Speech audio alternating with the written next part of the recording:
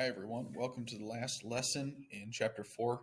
Today we're going to be discussing how to write equations in point-slope form. Point-slope form is just another form. It's kind of similar to slope-intercept form like we talked about in the previous sections.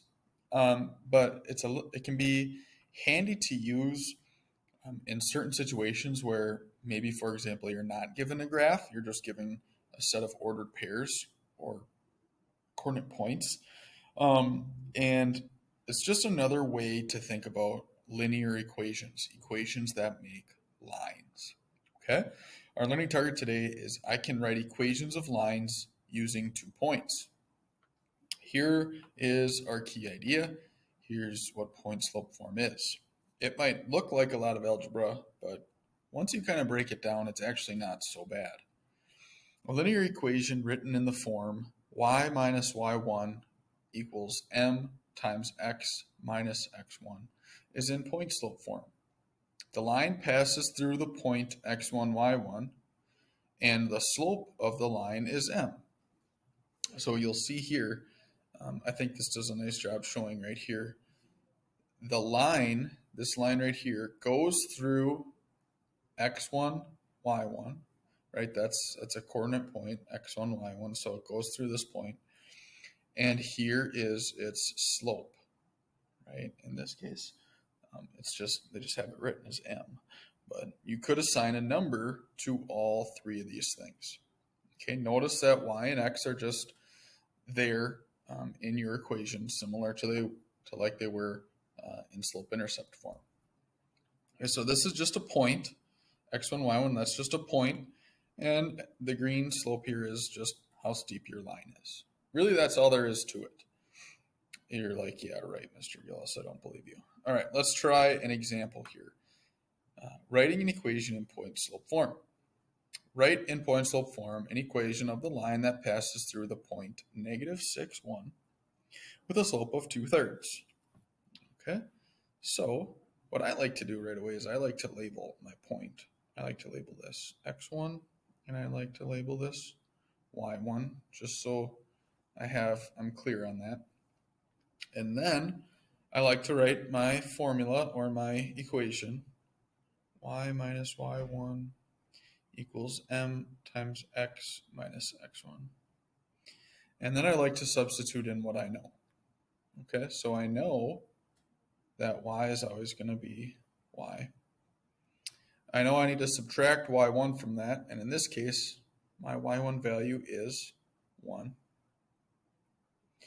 Equals m. Well, I know my m is my slope, and I know my slope is 2/3. Times x minus x1. My x1 value is -6. So you'll see here, it looks a little funky. Remember, you can change your subtraction to addition, and the next to its opposite, the chop-chop rule. So I'm just going to make that look a little bit neater. I'm going to take away one of those. And I'm just going to say +6.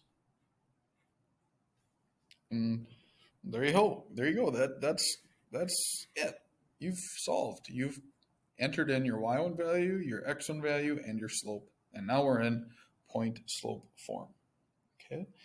You can double check to see this makes sense and make sure this is true if you just go in and you substitute these values back into your equation. Okay, so for example, I could substitute this in for y. So 1 minus 1 would give me 0. And over on the right-hand side, I'd have 2/3 times, well, what's x? X is -6. What's -6 plus 6? Well, that's 0. 2/3 times 0 is 0. Does 0 equal 0? Yes, it does. So you can double check to make sure that that point is a solution to the equation. All right, why don't you try a few of those on your own? Please pause the video now. All right, for the first one, here's your x1 and your y1. So we should come up with y minus y1, which is 2, equals m, which is negative 4, times x minus x1, and x1 is 1. And you're done. You just had to insert in these 3. And number 2, y minus y1 is 0, equals m, which is 1, times x minus x1, which is 7. And we're finished, just inserting in y1, x1, and our slope. And lastly, number 3, you should get y minus y1. Well, if we put in negative 5, subtracting a negative is the same thing as adding, so I'm going to change that right away to y plus 5, equals m, negative 3/4, times x minus x1. Again, it's negative 8, so that would be subtracting a negative is the same thing as adding. So I'm just going to change that right away as well. Now you could, I shortened that up quite a bit. Maybe you said originally did y minus y1 equals m times x minus x1, right? You had these negatives in here. So you could come back and do chop, chop, chop, chop, and then rewrite it if you want. Those are essentially the same thing. Okay. One of the biggest things, though, one of the biggest mistakes people make is forgetting to deal with those negatives and subtractions, and they kind of lose track of those negative signs. So try to remember to keep track of those. All right. Example 2 has quite a few steps to it, so let's just take this step by step and see how it goes here. It says write in slope-intercept form. Okay, that's a little different. We were just working with point slope. It wants something in slope-intercept form. An equation of the line that passes through the points 2, 4, and 5, negative 2. So we got to remember slope-intercept form is y equals mx plus b. M is the slope, b is the y-intercept. Okay, so right away I'm thinking about how can I find my slope, because it's not given to me, right? I'm given 2 points, but it doesn't tell me what the slope is. So the very first thing I need to do is actually find the slope. And if you remember from before, we can do that in a variety of ways. But I'm going to use that equation of y2 minus y1, just the change in our y's, divided by or over x2 minus x1, our change in our x values. That will tell me what my slope is. Okay, so I'm going to call this point x1, y1, and I'm going to call this x2, y2. Right, so my y2 value is negative 2 minus my y1 value is 4 over x2 is 5 minus x1 is 2. Okay, let's see what I get when I do that. Negative 2 minus 4, chop chop, gives me negative 6 over 3. 5 minus 2 is 3. And negative 6 divided by 3 is negative 2. So I just found my slope. I am part of the way there. That's remember, that's what m is equal to. Then I'm going to use this slope, and one of these points, it actually doesn't matter. I'll just use the first one to write an equation in point slope form, and then from point slope form I'll go to slope intercept form. Okay, so second step, I'm going to write it in point slope, just the one that we just learned about. Okay, so that's y minus y1. Okay, I said my y1, this was x1, y1, so I'm going to say that's 4, equals m. Well, I found my slope is negative 2 times x minus x1. So that was 2. And again, I just substituted in my values of x1, y1, and the slope into the point slope form. Okay. Now, all I need to do is solve for y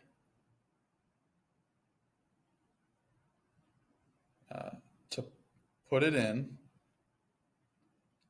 slope-intercept form. Because after all, slope-intercept form, notice that we're solved for y. Okay, so what do I need to do in order to solve this equation for y? Well, first I need to distribute my -2 to everything inside the parentheses. So when I do that, I get y minus 4, I didn't do anything to the left-hand side of my equation, equals -2 times x is -2x, and then I have -2 times -2. Negative times a negative is a positive, so positive 4. Am I solved for y yet? Is this in slope-intercept form? No. All I need to do to put it in slope-intercept form is to solve for y. So I need to undo subtracting 4 by adding 4 to both sides of my equation. That cancels out, and I'm left with y equals -2x plus 4 plus 4 is 8. And now I'm in slope-intercept form, just what the question asked for. I would highly, highly, highly recommend writing down these 3 steps for future reference. They're definitely helpful. It does take a few steps, but if you break it down one by one, it's actually not that bad. Let me know if you have more questions on that. All right, last example, and then I'll have you try a few on your own. Example 3 says you finish parasailing and are being pulled back to the boat. After 2 seconds, you are 25 feet above the boat. Write and graph an equation that represents your height, y, in feet above the boat after x seconds. And letter B says, at what height were you parasailing? Okay, and this picture tells us that we are parasailing at 10 feet per second. Okay, it looks like we're going down at 10 feet per second, right? After you're done, they have to pull you back into the boat or pull you back into the water and then into the boat. Okay, so so right away when it says 10 feet per second, that's kind of a hint. That's kind of telling us that our slope is going to be -10. That's a big hint. Anytime you see that per second, that's going to tell you your rate or the steepness of our line that we're going to have. Okay. So we know also that you're 25 feet above the boat after 2 seconds. So I'm thinking to myself that I could represent that. I could represent that in a graph. I'm going to think visually about this. I'm going to be coming down, so I'm going to put my height over on my y-axis, and then on my x-axis, I'm going to include how long it's happening, so how many seconds are going by, and also I'm going to think about my height here. It's going to be a very good visual representation. So I know that my x, I'm going to stand for seconds, so after 2 seconds, I'm 25 feet above the boat, and my height is my y values, so here's my x, and here's my y. Okay, I'm going to include my y-axis there label. Okay, so if I know my slope, and I know 2 points, well, that's just kind of like I did up here. I can write this equation in point slope form if I want to.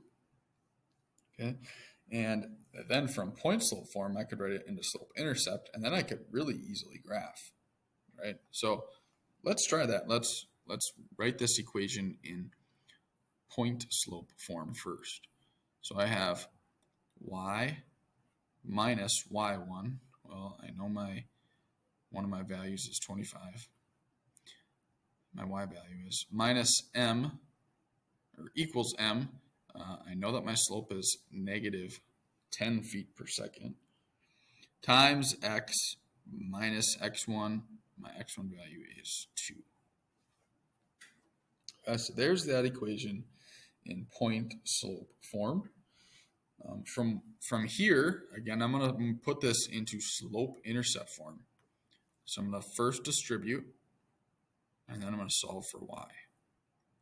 So y minus 25 equals negative 10 times x is negative 10x, and negative 10 times negative 2 is positive 20. Then the only thing I have left to do is add 25 to each side of my equation, and I'll be left with y equals negative 10x plus 45. Now I'm in slope intercept form. And now to me, this is a lot easier to graph. All right. So let's include some seconds here. I'm just going to go by ones and see if that gets me to where I need to be.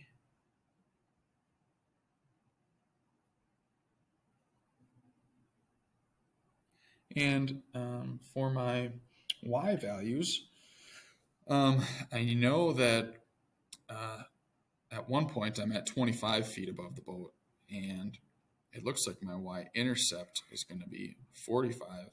So I'm definitely not going to go by ones. I might try by fives. 5, 10, 15, 20, 25, 30, 35, 40, 45, 50. Okay, and I know that first point, after 2 seconds, so 2 seconds, I'm 25 feet above the water. And what else can I include here? Well, I know that if I were to graph this, I would start at 45. That's my y-intercept. So I can include this point right there. And then my slope is negative 10. So that means down 10. So that would be down to 35 over 1. Down 10, down to 25 over 1. Perfect. We already have that point. Down 10, 510 over 1. Down 10 over 1. Down 10 over 1. So this point is going to be between those two, because the next point is right here. So my line is going to cross right at 4.5 there. Is what it looks like. I'm going to do my best to draw oofta. Straight line. Oh, that's tough. And there I have it. I've got, it says write and graph an equation. Okay, there's my graph. Here's my equation in point slope form. Here's my equation in slope intercept form. That represents my height in feet above the boat after X seconds. Letter B then says, at what height were you parasailing? Well, at 0 seconds, right, as time goes by, this represents we're getting pulled in. So before we started getting pulled in at 0, we were up. How high up in the air were we? We were at 45 feet. So letter B, 45 feet. We were parasailing at, which isn't anything too crazy, but still I bet you could see some awesome views at 45 feet above there. That'd kind of be cool. I hope I can parasail someday. All right, that does it for the third example. Lastly, I'm going to have you wrap up by doing these on your own. I'm not going to go through these step by step just because we might not have enough time today, but if you have questions on any of these, if you don't get them right, please come see me, and I'll gladly work through them with you. All right, pause the video now and try them. Okay, for number 4, you should get y equals negative x minus 1. For number 5, you should get y equals 4x plus 15. And number 6, you should get y equals 1/2 x plus 10. Lastly, for number 7, it says if you are 35 feet above the boat after 2 seconds.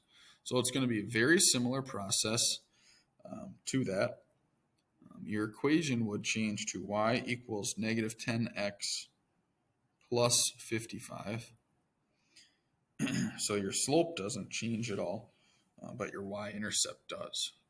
So when you would graph that, your line would look kind of the same, except it would cross at 55 and then also 5.5. So let's see, it would be up here one, and then it would cross at 5.5 for your x-intercept. So it would look something like this. It would look very similar. The equation didn't change a whole lot, but that's what number 7 would look like. All right. Please let me know if I can help you on any of those. I will be glad to do so. This wraps up chapter 4. Again, point-slope form is just another way to think about how we can write linear equations. Thanks for checking out this tutorial. See you guys later.